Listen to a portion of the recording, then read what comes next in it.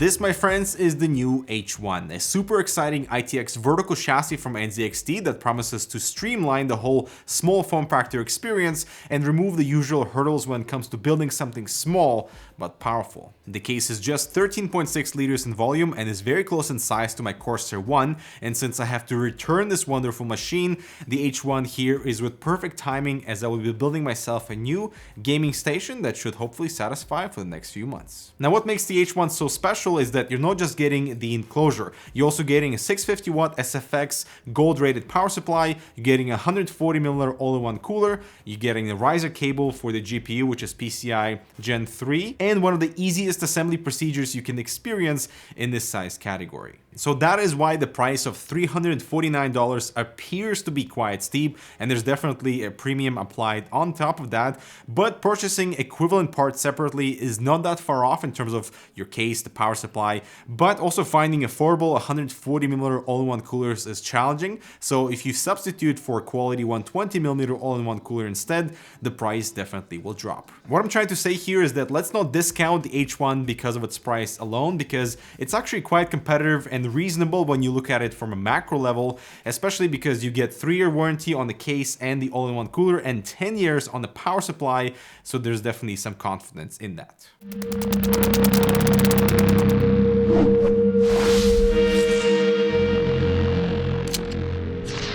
The Razer Huntsman Tournament Edition has arrived. Its linear optical switches are rated at 100 million keystrokes and actuate at just 1mm. That gives it a lightning-quick feel with no risk of debounce delay. Let your fingertips appreciate the double-shot PBT keycaps with their extra texture and enhanced durability, so you can always dominate your game. The Razer Huntsman TE keyboard. This is gaming at a speed of light. Learn more, the links below. Alright, so first of all, let's appreciate the signature Nzxt Style here, with sharp corners, consistent ventilation pattern, and the dual tone look with the main exterior panel. The all black model is also available. The Nzxt logo is hidden inside the glass, which, by the way, I'm not sure this case needs, as you'll see later on, and honestly, I would have loved another mesh panel on the front here instead of TG. By the way, it is 2020. Why do we still include paper stickers on glass?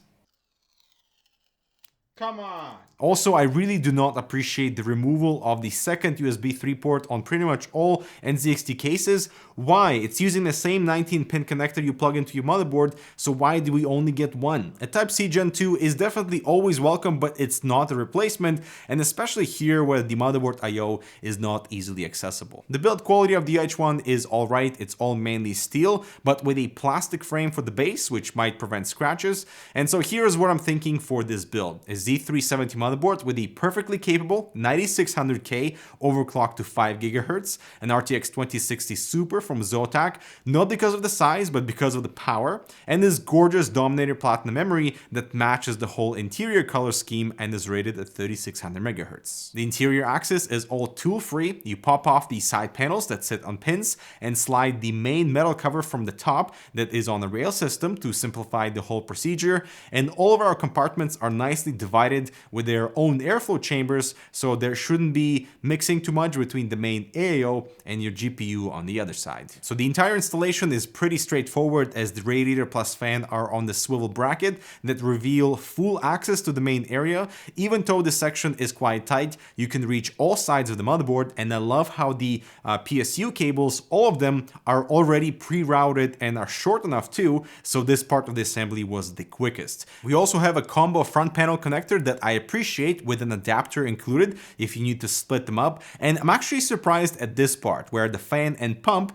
are connected through a 4 and 3-pin fan cables and not via USB, so there is no CAM software needed to control the pump and fan speed, and that is a major positive. Now, the two hiccups I've encountered with assembly is RAM clearance, as my Dominator Platinums are way too tall and the bracket would not close, so I swapped it out for the regular size G.Skill Trident Z, so clearance is not an issue. And the second thing, unfortunately the Type-C cable on my unit is not long enough to reach the far corner on my motherboard. NZXT offered to send me an I/O replacement with a longer Type-C cable, which is appreciated, and that offer extends to all customers who buy the H1 at launch. So if your cable does not reach your desired Type-C spot on the motherboard, simply reach out to NZXT and they'll send you a new one but they will be extending the cables for all H1 productions after launch. Thermal paste is already pre-applied with a really good spread, as you can see, and the final steps include mounting the CPU block, which is the same as with any Kraken or any AIO cooler,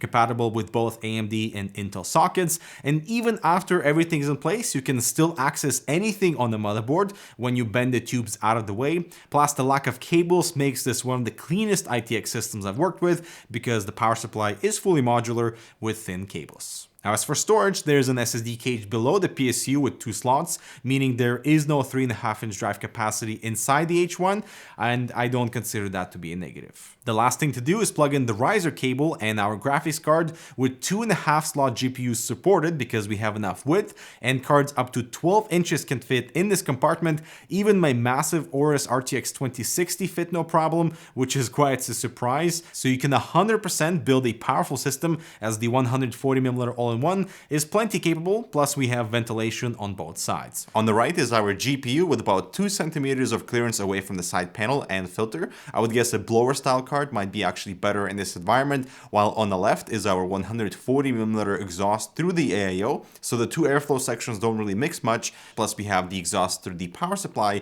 and all of the IO is facing down. So here are the default temperatures. The CPU at 5 GHz is fully under control, and I'm comfortable with the GPU as well. I then removed the dust filter to see if the GPU side was a choking point, and there's only a 3-degree difference there, which is not significant.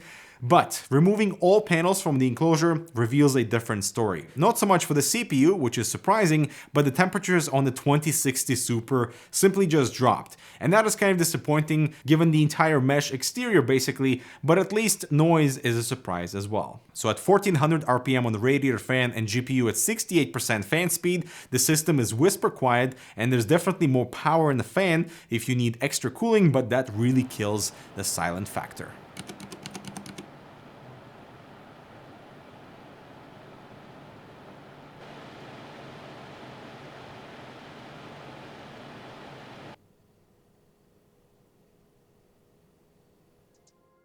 I will say, I think NZXT has an ITX winner on their hands, because power, cooling, and cable management are all covered out of the box, plus it's a beautiful vertical tower with pretty good GPU compatibility. The downsides, however, cannot be ignored, like the single USB 3 port, why not 2? The motherboard I/O area is difficult to reach because the motherboard is facing down, but that's just the nature of the layout. I would actually say the TG front panel is unnecessary, since the components underneath are sandwiched anyway, so you can't really see anything. The mesh on the GPU side is still fairly restrictive, and I think a lot of people would still like to have the option to buy the case separately if you have your own SFX power supply and have your own cooler, but that currently is not an option. So there are definitely risks that NZXT took with the H1, but it's almost like the perfect ITX case that resonates with me, because I hate dealing with cable management in tight spaces, and basically half of the assembly is already complete at your doorstep. But I would love to hear if you feel the same, and how does the price land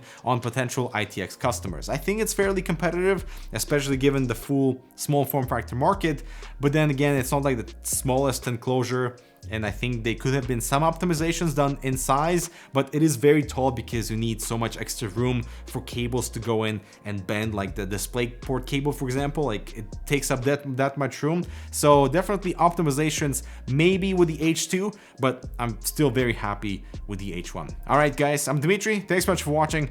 Make sure to check out this other relevant content. Subscribe for more. I'll talk to you in the next video.